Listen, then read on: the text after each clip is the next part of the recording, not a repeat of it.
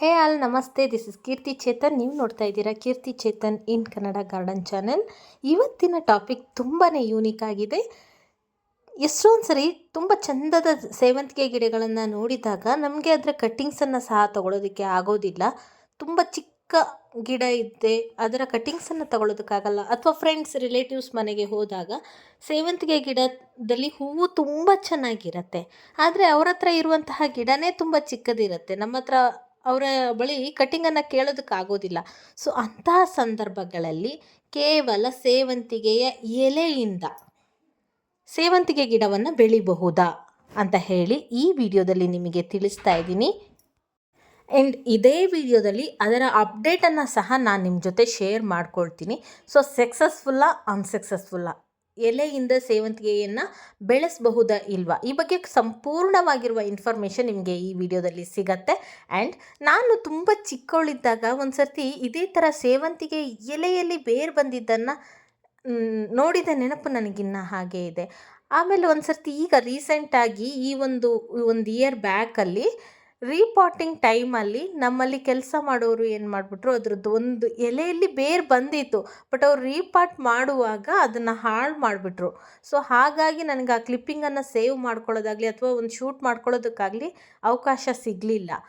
So ಈ ಸರ್ತಿ ಅದಕ್ಕೋಸ್ಕರ ಅಂತಲೇ, ವಿಡಿಯೋ ಪರ್ಪಸ್ಗೋಸ್ಕರ ಅಂತಲೇ ನಾನು ಈ ಸರ್ತಿ ಪ್ರತಿಯೊಂದು ಸ್ಟೆಪ್ಪನ್ನು ಕೂಡ ಶೂಟ್ ಮಾಡಿಕೊಂಡು ನಿಮಗೆ ಈ ಸರ್ತಿ ಈ ವಿಡಿಯೋನ ತೋರಿಸ್ತಾ ಇದ್ದೀನಿ. So welcome back to our channel Keerthi Chetan in Kannada. Okay, ಮೊದಲಿಗೆ ನಾನು ಹೆಲ್ದಿಯಾಗಿರುವಂತಹ ಗಿಡದಲ್ಲಿ ಕೆಳಗೆ ಇರುವಂತಹ ಬೆಳೆದಿರುವ ಎಲೆಯನ್ನು ತಗೊಳ್ತಾ ಇದ್ದೀನಿ. ತುಂಬ ಎಳೆಯ ಎಲೆಗಳು ಬೇಡ, ಸ್ವಲ್ಪ ಬುಡದ ಹತ್ತಿರಕ್ಕೆ ಇರುವಂತಹ ಬೆಳೆದಿರುವಂತಹ ಎಲೆಯನ್ನು ತಗೊಳ್ಳಿ. ಮತ್ತು ಒಣಗ್ತಾ ಬಂದಿರೋದು ಅಂತಹ ಎಲೆಗಳು ಬೇಡ. ಕೆಲವೊಂದೊಂದು ಸೇವಂತಿಗೆ ಗಿಡಗಳು ಬುಡದಿಂದ ಹೊಸ ಗಿಡಗಳನ್ನು ಬರೋದೇ ಇಲ್ಲ. ಅಂತಹ ಸಂದರ್ಭದಲ್ಲಿ ಈ ಒಂದು ಐಡಿಯಾ ನಿಮಗೆ ಹೆಲ್ಪ್ ಆಗಬಹುದು. ಅಥವಾ ಸ್ನೇಹಿತರ ಬಳಿ ಕಟ್ಟಿಂಗ್ಸನ್ನು ಕೇಳೋಕ್ಕಾಗದೇ ಇದ್ದಾಗ ಎಲೆಯಿಂದ ಗ್ರೋ ಮಾಡೋದಕ್ಕೆ ಹೆಲ್ಪ್ ಆಗಬಹುದು. ಅಂಗಡಿಯಿಂದ ಯಾವುದೋ ಸೇವಂತಿಗೆ ಗಿಡವನ್ನು ತಂದಿರ್ತೀರಾ, ಸೇವಂತಿಗೆ ಹೂವನ್ನು ತಂದಿರ್ತೀರಾ, ಅದರಲ್ಲಿ ಇರುವ ಎಲೆಯಿಂದ ಬೆಳೆಯೋದಕ್ಕೆ ಟ್ರೈ ಮಾಡಬಹುದು. ಗಾರ್ಡನ್ ಅಂದರೆ ಹೀಗೇ ತಪ್ಪುಗಳನ್ನು ಮಾಡ್ತಾ ಇರೋದು, ಆ ತಪ್ಪಿನಿಂದ ಮತ್ತೆ ಕಲಿತಾ ಇರೋದು, ಮತ್ತೆ ಟ್ರೈ ಮಾಡೋದು. ನಾನಂತೂ ಹಾಗೇ ಟ್ರೈ ಮಾಡ್ತಾನೆ ಇರ್ತೀನಿ. ಅನ್ಸಕ್ಸಸ್ಫುಲ್ ಆದರೆ ಮತ್ತೆ ಟ್ರೈ ಮಾಡ್ತೀನಿ. ಸೊ ಒಂದಿನ ಸಕ್ಸಸ್ ಸಿಗತ್ತೆ ಅಂತ ಹೇಳಿ ಇದು ನರ್ಸರಿಯಿಂದ ತಂದಿರುವಂತಹ ಸೇವಂತಿಗೆ, ಅದನ್ನು ಕೂಡ ನಾನಿಲ್ಲಿ ಲೀವ್ಸ್ ಬೆಳೆದಿರುವಂಥದ್ದು ತೊಗೊಳ್ತಾ ಇದ್ದೀನಿ.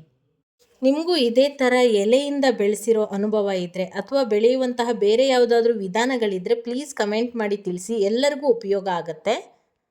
ಇದು ನೋಡಿ, ಒಂದು ಸರ್ತಿ ಹೂ ಬಿಟ್ಟು ಒಣಗಿದಂತಹ ಸೇವಂತಿಗೆ ಗಿಡಕ್ಕೆ ಯಾವ ರೀತಿ ನಾವು ಆರೈಕೆ ಮಾಡಿದ್ರೆ ಮತ್ತೆ ಹೆಚ್ಚು ಹೂವನ್ನು ಪಡಿಬಹುದು ಅಂತ ಹೇಳಿ ಒಂದು ವಿಡಿಯೋ ಮಾಡಿದ್ನಲ್ಲ, ಅದರ ರಿಸಲ್ಟ್ ನೋಡಿ, ಅದರ ಅಪ್ಡೇಟ್ ಇದು ನೋಡಿ. ಇವಾಗ ಇದರಲ್ಲಿ ಎಷ್ಟೊಂದು ಮೊಗ್ಗು ಮತ್ತು ಹೂವುಗಳು ಆಗ್ತಾ ಇದೆ ಅಂತ ಹೇಳಿ ಅವತ್ತು ವಿಡಿಯೋದಲ್ಲಿ ನಿಮ್ಮ ಜೊತೆಗೆ ಶೇರ್ ಮಾಡಿದಂತಹ ಇದರ ಕ್ಲಿಪ್ಪಿಂಗ್ಸ್ ಎಲ್ಲ ನೀವು ನೋಡಬಹುದು. ವಿಡಿಯೋನ ಲಿಂಕನ್ನು ಕೊನೆಯಲ್ಲಿ ಕೊಡ್ತೀನಿ.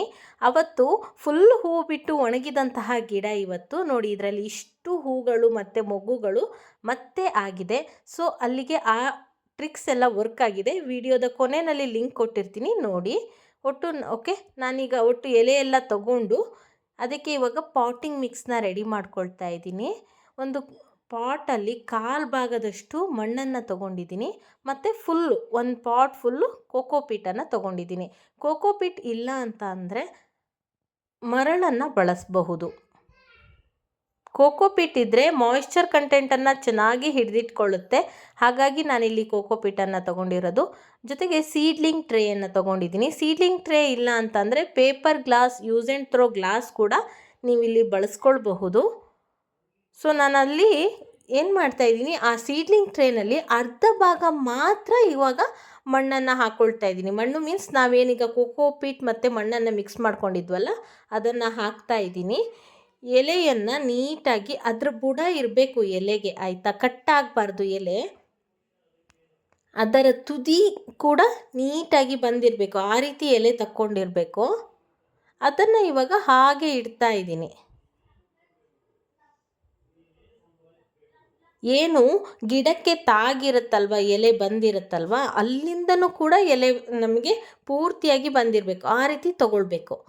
ಸೊ ಸ್ವಲ್ಪ ಮಣ್ಣು ಹಾಕ್ಕೊಂಡು ಅದ್ರ ಮೇಲೆ ಎಲೆಯನ್ನು ಫಸ್ಟ್ ಇಟ್ಕೊಂಡು ಆ ನಂತರ ಮತ್ತೆ ಮಣ್ಣಿನಿಂದ ಕ್ಲೋಸ್ ಮಾಡ್ತೀನಿ. ಆವಾಗ ಎಲೆ ಗಟ್ಟಿಯಾಗಿ ನಿಲ್ಲತ್ತಲ್ಲಿ, ಅದಕ್ಕೋಸ್ಕರ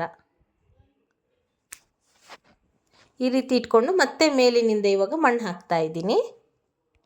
ಇದು ಒಂದು ಪ್ರಯೋಗ ಅಷ್ಟೇ, ಎಲ್ಲರಿಗೂ ಹೆಲ್ಪ್ ಆಗಲಿ ಅಂತ ಹೇಳಿ ನಾನು ಮಾಡ್ತಾ ಇರುವಂತಹ ಪ್ರಯೋಗ. ಇದರಲ್ಲಿ ನಿಮಗೆ ಪಾಸಿಟಿವ್ ಅಥವಾ ನೆಗೆಟಿವ್ ರಿಸಲ್ಟ್ ಏನು ಬಂದ್ರೂ ನಿಮಗೆ ನಾನು ಅಪ್ಡೇಟನ್ನು ತೋರಿಸ್ತೀನಿ.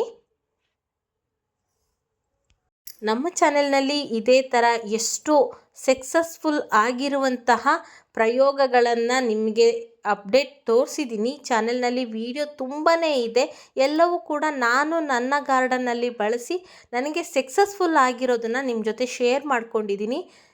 ಯಾವುದು ಸುಮ್ಮನೆ ವಿಡಿಯೋಗೋಸ್ಕರ ಮಾಡಿರೋಂಥದ್ದಲ್ಲ, ಯಾವುದು ಸಕ್ಸಸ್ಫುಲ್ ಮತ್ತು ಪ್ರಾಕ್ಟಿಕಲ್ ವಿಧಾನ ಇದೆ ಅದನ್ನೇ ನಾನು ಅಲ್ಲಿ ಅಪ್ಡೇಟ್ ಮಾಡಿರೋದು. ಸೊ ವಿಡಿಯೋನ ಒಂದು ಸರ್ತಿ ನೋಡಿ, ಚಾನೆಲ್ನ ವಿಸಿಟ್ ಮಾಡಿದ್ರೆ ನಿಮ್ಮ ಎಷ್ಟೋ ಗಾರ್ಡನ್ ಸಮಸ್ಯೆಗಳಿಗೆ ಪರಿಹಾರ ಆಲ್ರೆಡಿ ನಾವು ವಿಡಿಯೋ ಮಾಡಿ ಅಪ್ಡೇಟ್ ಮಾಡಿರ್ತೀವಿ. ಸೊ ಒಂದು ಸರ್ತಿ ಚಾನೆಲ್ನ ವಿಸಿಟ್ ಮಾಡಿ. ಮೇಲೆಲ್ಲ ಮಣ್ಣು ಹಾಕಿಬಿಟ್ಟು ಆಮೇಲೆ ಈಗ ನೀಟಾಗಿ ಸ್ಪ್ರೇ ಮಾಡ್ತಾ ಇದ್ದೀನಿ ನೀರನ್ನು. ಹಾಗೆಯೇ ಇದನ್ನು ಚೆನ್ನಾಗಿ ನೀರು ಹಾಕಿ ನೆರಳಿನಲ್ಲಿ ಇಡ್ತೀನಿ. ಪ್ರತಿ ದಿನ ಕೂಡ ಇದಕ್ಕೆ ನಾನು ಇದೇ ರೀತಿ ನೀರನ್ನು ಸ್ಪ್ರೇ ಮಾಡ್ತಾ ಇರ್ತೀನಿ. ಇನ್ನೊಂದು ವಿಧಾನದಲ್ಲಿ ಕೂಡ ನಾನು ಬೆಳೆಯೋದಕ್ಕೆ ಟ್ರೈ ಮಾಡಿದ್ದೀನಿ. ಇದು ಸೇಮ್ ಕೋಕೋಪೀಟ್ ಮತ್ತು ಮಣ್ಣನ್ನು ಮಿಶ್ರಣ ಮಾಡಿ ಹಾಕಿಟ್ಕೊಂಡಿರೋದು, ಅದಕ್ಕೆ ನೀರು ಕೂಡ ಹಾಕಿದ್ದೀನಿ. ಅದಕ್ಕೇ ನಾನಿವಾಗ ನಿಧಾನಕ್ಕೆ ಹೋಲ್ ಮಾಡ್ಕೊಳ್ತೀನಿ. ಹೋಲ್ ಮಾಡ್ಕೊಂಡಿರೋ ಜಾಗದಲ್ಲಿ ಎಲೆಯನ್ನು ಇಡ್ತೀನಿ. ನೋಡಿ, ನಿಮಗೆ ಇವಾಗ ಅಲ್ಲಿ ಕಾಣಿಸ್ತಾ ಇರ್ಬೋದು, ಎಲೆಯ ತುದಿ ತನಕನೂ ಸಹ ನೀಟಾಗಿ ತಕ್ಕೊಂಡಿದ್ದೀನಿ ನಾನು.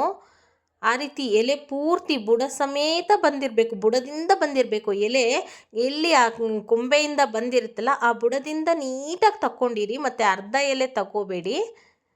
ಈ ರೀತಿ ಮಾಡಿಕೊಂಡು ತುದಿಯಲ್ಲಿ ಹೀಗೆ ಪ್ರೆಸ್ ಮಾಡ್ಕೊಳ್ತೀನಿ. ಇಲ್ಲಿ ನಾಟಿ ವೆರೈಟಿಯ ಸೇವಂತಿಗೆ ಎಲೆಯನ್ನು ತೊಗೊಂಡಿದ್ದೀನಿ ನಾನು.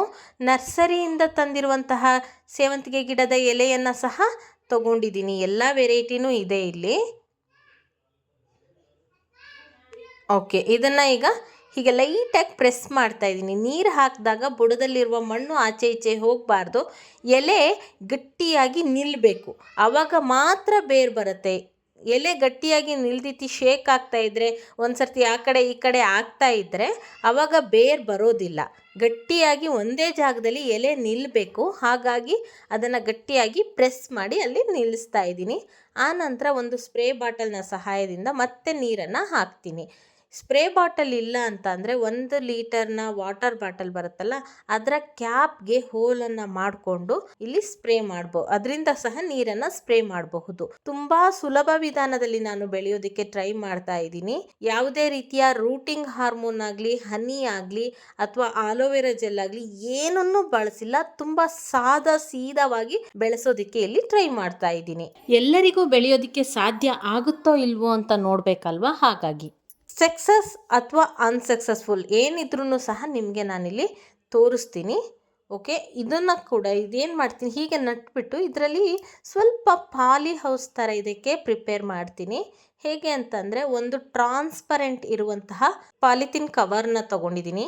ಅಂದರೆ ಕ್ಯಾರಿ ಬ್ಯಾಗ್ ಬರುತ್ತಲ್ಲ ಅದು, ವೈಟ್ ಕಲರ್ ಟ್ರಾನ್ಸ್ಪರೆಂಟ್ ಇರೋಂಥದ್ದು. ಇದು ಟ್ರಾನ್ಸ್ಪರೆಂಟ್ ಇರುವಂತಹ ಕವರ್ನ ತಗೊಂಡು ಈ ರೀತಿ ಫುಲ್ ಕವರ್ ಮಾಡ್ತಾ ಇದ್ದೀನಿ. ಅದರ ಫುಲ್ಲು ತುದಿಯನ್ನು ಪಾಟ್ನ ಕೆಳಗಡೆ ಸೇರಿಸ್ಬಿಟ್ಟಿದ್ದೀನಿ. ಈ ರೀತಿ ಮಾಡಿ ಇಡ್ತಾ ಇದ್ದೀನಿ. ಇದನ್ನು ಕೂಡ ಚೆನ್ನಾಗಿ ಬೆಳಕು ಬರುತ್ತೆ, ಆದರೆ ಬಿಸಿಲು ಬೀಳದೇ ಇರುವಂತಹ ಪ್ಲೇಸ್ನಲ್ಲಿ ಇಟ್ಟಿದ್ದೀನಿ. ಇದು ಬಿಸಿಲು ಬರಲ್ಲ, ಆದರೆ ಬೆಳಕು ಚೆನ್ನಾಗಿ ಬರುತ್ತೆ ಅಂತಹ ಪ್ಲೇಸ್ನಲ್ಲಿ ಇಟ್ಟಿದ್ದೀನಿ. ಓಕೆ, ಈ ಒಂದು ಪ್ರಯೋಗನ ನಾನು ಮಾರ್ಚ್ 16ನೇ ತಾರೀಕು ಮಾಡಿರೋದು. ಅಂದರೆ ಮಾರ್ಚ್ 16ನೇ ತಾರೀಕಿಗೆ ನಾನು ಎಲೆಯನ್ನು ಕಿತ್ತು ಕೋಕೋಪೀಟ್ನಲ್ಲಿ ಇಟ್ಟಿರೋದು. ಓಕೆನಾ, ನೆಕ್ಸ್ಟು ಅಪ್ಡೇಟನ್ನು ಸಹ ನಿಮಗೆ ತೋರಿಸ್ತೀನಿ. ಇದನ್ನು ಯಾವುದೇ ರೀತಿ ಸ್ಥಳ ಬದಲಾವಣೆ ಏನೂ ಮಾಡೋದಿಲ್ಲ. ಆಫ್ಟರ್ 10 ಡೇಸ್ ಏನು ಅಪ್ಡೇಟ್ ಇದೆ ಅಂತ ನೆಕ್ಸ್ಟ್ ತೋರಿಸ್ತಾ ಇದ್ದೀನಿ. ಇದು ಮಾರ್ಚ್ 26ರ ಅಪ್ಡೇಟ್. ಸರಿಯಾಗಿ ಇವತ್ತಿಗೆ ಎಲೆಯನ್ನು ಪ್ಲ್ಯಾಂಟ್ ಮಾಡಿ 10 ದಿನಗಳಾಗಿದೆ. 10 ದಿನದ ನಂತರ ನೋಡಿ 8 ಎಲೆಯನ್ನು ಪ್ಲ್ಯಾಂಟ್ ಮಾಡಿದ್ರಲ್ಲಿ 3 ಎಲೆಗಳು ಚೆನ್ನಾಗಿದೆ, ಇನ್ನುಳಿದಂಥದ್ದು ಪೂರ್ತಿಯಾಗಿ ಒಣಗೋಗಿದೆ. ಸೊ ನಾನಿಲ್ಲಿ ಗಮನಿಸಿದ್ದು ಯಾವುದು ನರ್ಸರಿಯಿಂದ ತಂದಿದ್ವಲ್ಲ ಈ ಗಿಡ, ಅದರ ಎಲೆಗಳು ಪೂರ್ತಿಯಾಗಿ ಒಣಗೋಗಿದೆ. ನನ್ನ ಹತ್ರ ಆಲ್ರೆಡಿ ಒಂದು ಗಿಡ ಒಂದು ಬೊಕ್ಕೆಯಿಂದ ಬೆಳೆದಿದ್ದು ಕಟ್ಟಿಂಗಿಂದ ಗ್ರೋ ಮಾಡಿದ್ದೆ, ಅದರ ಎಲೆ ಚೆನ್ನಾಗಿದೆ. ಮತ್ತು ಇನ್ನೊಂದು ನಾಟಿ ಸೇವಂತಿಗೆಯ ಎಲೆ ಚೆನ್ನಾಗಿದೆ. ನರ್ಸರಿಯಿಂದ ತಂದಿರುವಂತಹ ಎಲೆ ಒಣಗೋಗಿದೆ. ಸೊ ಸ್ಟಿಲ್ ನಾನಿದನ್ನು ಅನ್ಸಕ್ಸಸ್ಫುಲ್ ಅಂತ ಹೇಳೋದಕ್ಕಾಗೋದಿಲ್ಲ, ಯಾಕಂದರೆ ಗ್ರೋತ್ ಇರೋ ಥರ ಕಾಣಿಸ್ತಾ ಇದೆ. ನೆಕ್ಸ್ಟ್ ಅಪ್ಡೇಟ್ ನೋಡೋಣ. ಏಪ್ರಿಲ್ 1ನೇ ತಾರೀಕು ಇದು ಶೂಟ್ ಮಾಡಿರೋದು. ಅಂದರೆ ಎಲೆ ಪ್ಲ್ಯಾಂಟ್ ಮಾಡಿ ಇವತ್ತಿಗೆ 15 ದಿನ ಆಗಿದೆ. ನಾನು ಪ್ರತಿದಿನ ನೀರು ಹಾಕ್ತಾ ಇದ್ದೆ. ನೋಡಿ, ಒಣಗಿ ಹೋಗಿರುವಂತಹ ಎಲೆ ಬಿಟ್ಟು ಉಳಿದಂತಹ 3 ಎಲೆಯಲ್ಲಿ ಈ ರೀತಿಯ ಅಪ್ಡೇಟ್ ಇದೆ. ನೀರನ್ನು ಡೈಲಿನೂ ಹಾಕ್ತಾ ಇದ್ದೀನಿ. ಇನ್ನೊಂದು ಎಲೆ ಕೂಡ ಹಾಳಾಗಿರೋ ಹಾಗಿದೆ, ಬಟ್ ಇನ್ನೂ 2 ಎಲೆ ಚೆನ್ನಾಗಿದೆ. ಆ್ಯಂಡ್ ಇದು ನೋಡಿ,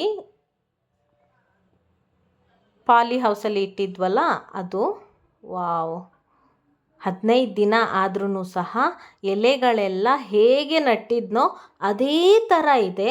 ಒಂದು ಎಲೆ ಮಾತ್ರ ಸ್ವಲ್ಪ ಬಾಡಿದಂತಿತ್ತು, ಅದು ಬಿಟ್ಟು ಉಳಿದಂತಹ ಎಲ್ಲ ಎಲೆಗಳು ಹೇಗೆ ಪ್ಲ್ಯಾಂಟ್ ಮಾಡಿದ್ನೋ ಅದೇ ಥರ ಇದೆ. ಈಗ ಒಂದು ಸರ್ತಿ ನೀರನ್ನು ಸ್ಪ್ರೇ ಮಾಡ್ತೀನಿ. ಫುಲ್ ಕವರ್ ಮಾಡಿ ಇಟ್ಟಿದ್ರಿಂದ ಮಾಯ್ಶ್ಚರ್ ಹಾಗೇ ಇದೆ. ತೀರಾ ಬಿಸಿಲಲ್ಲೂ ಏನಿಲ್ವಲ್ಲ, ಅದು ಬೆಳಕಲ್ಲಿದೆ ಅಷ್ಟೇ, ಬಿಸಿಲಲ್ಲಿಲ್ವಲ್ಲ, ಹಾಗಾಗಿ ಫುಲ್ಲೇನು ಡ್ರೈ ಆಗಿಲ್ಲ, ಸ್ವಲ್ಪ ಮಾಯ್ಶ್ಚರ್ ಇದೆ. 15 ದಿನದ ನಂತರ ಇವತ್ತು ಒಂದು ಚೂರು ನೀರನ್ನು ಹಾಕಿದ್ದೀನಿ ಅಷ್ಟೇ. ಮತ್ತೆ ಅದೇ ರೀತಿ ಕವರನ್ನು ಫುಲ್ ಕವರ್ ಮಾಡಿಬಿಟ್ಟು ಇಡ್ತಾ ಇದ್ದೀನಿ. ಹೀಗೆ ಫುಲ್ ಕವರ್ ಮಾಡಿ ಇಡೋದ್ರಿಂದ ನೋಡಿ, ಒಂದು ಚೂರು ಕೂಡ ಮಾಯ್ಶ್ಚರ್ ಏನೂ ಆಗೋದಿಲ್ಲ.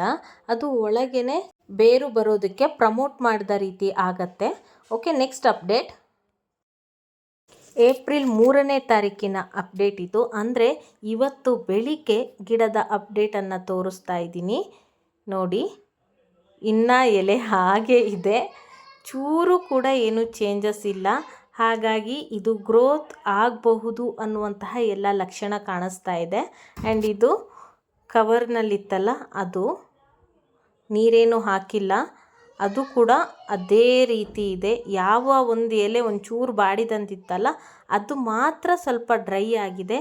ಅದು ಬಿಟ್ಟು ಉಳಿದಂತಹ ಎಲ್ಲ ಎಲೆಗಳು ನಡುವಾಗ ಹೇಗಿತ್ತೋ ಹಾಗೇ ಇದೆ. ಸೊ ಇದು ಬೇರು ಬರುವಂತಹ ಎಲ್ಲ ಲಕ್ಷಣ ಇದೆ.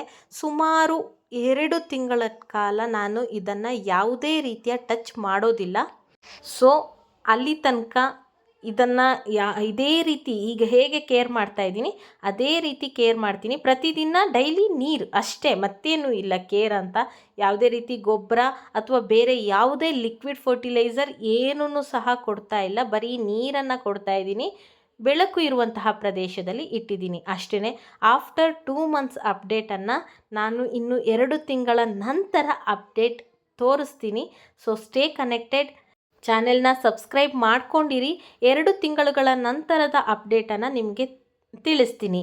ಈಗಲೇ ಯಾಕೆ ಈ ವಿಡಿಯೋನ ಅಪ್ಲೋಡ್ ಮಾಡಿದ್ದೀನಿ ಅಂತ ಅಂದರೆ, ಯಾರಾದರೂ ಈ ರೀತಿ ಪ್ರಪೋಗೇಷನ್ ಮಾಡೋದಕ್ಕೆ ಹೆಲ್ಪ್ ಆಗಲಿ ಅಂತ ಹೇಳಿ ಈಗೇನೆ ಅಪ್ಲೋಡ್ ಮಾಡಿದ್ದೀನಿ. ನೀವು ಸಹ ನನ್ನ ಜೊತೆಗೆ ಟ್ರೈ ಮಾಡಿ, ಯಾರು ಸಕ್ಸಸ್ಫುಲ್ ಆದ್ರಿ ಅನ್ನೋದನ್ನು ನನಗೂ ಸಹ ತಿಳಿಸಿ. ನಮ್ಮ ಕಮ್ಯುನಿಟಿ ಟ್ಯಾಬಲ್ಲಿ ನೀವು ಸಹ ಅಪ್ಡೇಟನ್ನು ಪೋಸ್ಟ್ ಮಾಡಬಹುದು ವಿತ್ ಪಿಕ್ಚರ್. ಸೊ ಪೋಸ್ಟ್ ಮಾಡಿ, ಎಲ್ಲರೂ ನೋಡೋಣ, ತಿಳ್ಕೊಳ್ಳೋಣ. ಸದ್ಯಕ್ಕೆ ಇದರ ರಿಸಲ್ಟ್ ಸಕ್ಸಸ್ಫುಲ್ ಅಲ್ಲ, ಅನ್ಸಕ್ಸಸ್ಫುಲ್ ಅಲ್ಲ. ಸೊ ಮಿಡ್ಲಲ್ಲಿ ಸಾಕ್ತಾ ಇದೆ, ನೋಡೋಣ, ಅಪ್ಡೇಟ್ ಮುಂದೆ ತಿಳಿಸ್ತೀನಿ. So thank you so much ಈ ವಿಡಿಯೋನ ನೋಡಿದ್ದಕ್ಕೆ. ಮುಂದೆ ಮತ್ತೊಂದು ಒಳ್ಳೆಯ ಇನ್ಫಾರ್ಮೇಷನ್ ಇರುವಂತಹ ವಿಡಿಯೋ ಜೊತೆ ಮತ್ತೆ ಸಿಗ್ತೀನಿ. ಅಲ್ಲಿವರೆಗೂ ಟೇಕ್ ಕೇರ್, ಬಾಯ್, ಹ್ಯಾಪಿ ಗಾರ್ಡನಿಂಗ್.